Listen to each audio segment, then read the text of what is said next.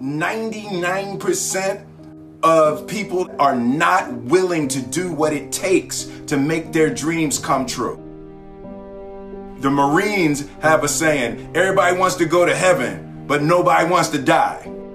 The center of bringing any dream into fruition is self-discipline. You know, something as simple as food and eating. It's not about your body as much as it is about your mind. It's getting command of your mind to be able to choose actions that are in your own best interest. Every day we are choosing that's not in our own best interest. So if the world is attacking you and the world wants to fight you and the world's trying to hold you down, so you're gonna kick yourself in the balls? So you're gonna stop yourself from getting what you dream. And I think the word discipline has kind of gotten a bad name. We think about it in terms of punishment. I'm not talking about discipline in that way. I'm talking about discipline in the sense that you forego immediate pleasure for the exchange of long-term self-respect. I believe that self-discipline is the definition of self-love. That when you say that you love yourself, that means that you have behavior towards yourself that is loving. Self-discipline is the center of all material success. You cannot win the war against the world if you can't win the war against your own mind.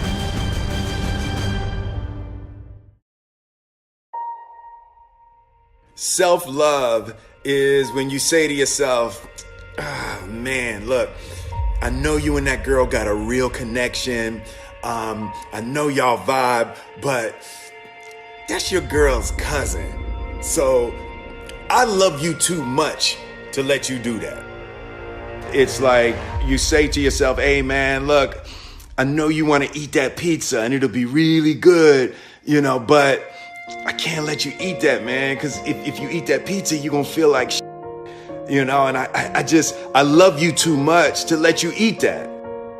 Self-love is, hey, look, I know you got a test on Monday, you know, and I know you really want to go out with your friends. It's Saturday night, you want to go out, but if you fail that test, you're not going to feel good about yourself.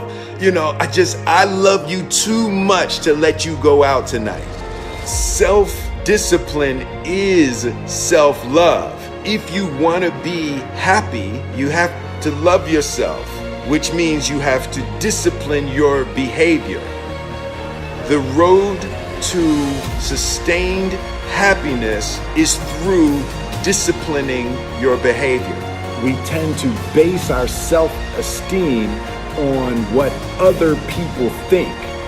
And that's not really self-esteem. Self-esteem is supposed to be how we feel about ourselves. And I was just saying how dangerous it is to allow other people to determine how you're going to feel about you. And it's kind of like looking into a broken mirror. You're going to look in a broken mirror and then change your face to try to look good in this defiled, busted, broken mirror.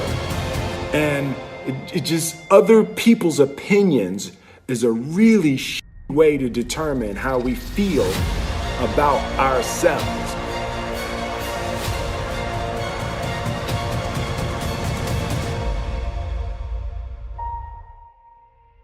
It don't matter whose fault it is that something is broken if it's your responsibility to fix it. For example, it's not somebody's fault if their father was an abusive alcoholic, but it's for damn sure their responsibility to figure out how they're going to deal with those traumas and try to make a life out of it. It's not your fault if your partner cheated and ruined your marriage, but it is for damn sure your responsibility to figure out how to take that pain and how to overcome that and build a happy life for yourself. Fault and responsibility do not go together. It sucks, but they don't. When something is somebody's fault, We want them to suffer. We want them punished. We want them to pay. And we want it to be their responsibility to fix it. But that's not how it works, especially when it's your heart. Your heart, your life, your happiness is your responsibility and your responsibility alone. As long as we're pointing the finger and stuck in whose fault something is, we're jammed and trapped into victim mode. When you're in victim mode, you are stuck in suffering. The road to power is in taking responsibility. Your heart, your life, your happiness is your responsibility and your responsibility alone.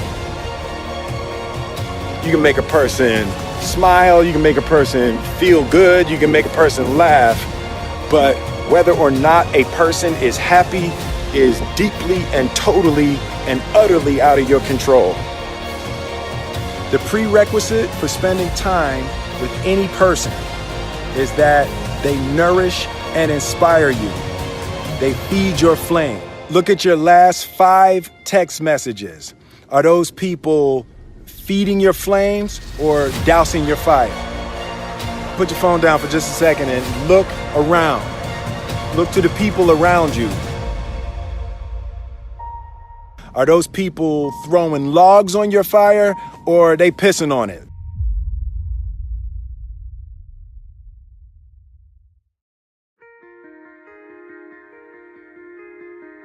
I want my life, I want my work, my family, I want it to mean something. And it's like, if you are not making someone else's life better, then you're wasting your time.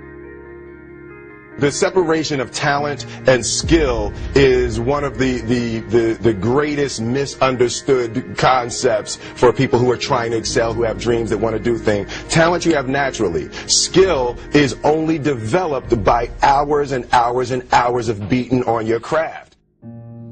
You don't try to build a wall. You don't set out to build a wall.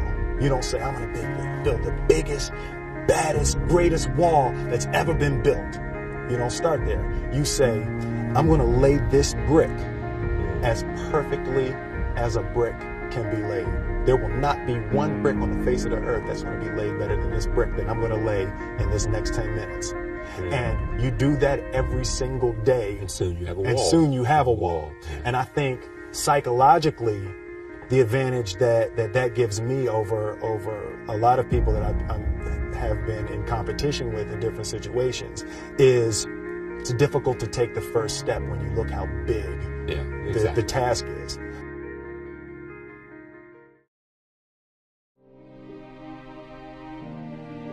The definition of who I am is very clear to me, and it also redefines who I want to be, in that I know for a fact that I'm stronger than I thought I was. You know, you can't help but ask yourself the question, what would I do if I was in Muhammad Ali's shoes? I'm motivated by fear. I hate being scared to do something. And I think what developed in my early days was the attitude that I started attacking things that I was scared of. Why were you scared in your bed the night before? What do you need that fear for? Just don't go. Why are you scared in your bed 16 hours before you jump? Why are you scared in the car? Why could you not enjoy breakfast? Fear is fear of what? You're nowhere even near the airplane. Everything up to the stepping out, there's actually no reason to be scared. It only just ruins your day. You don't have to jump. And then in that moment, all of a sudden, where you should be terrified is the most blissful experience of your life. And God placed the best things in life on the other side of terror.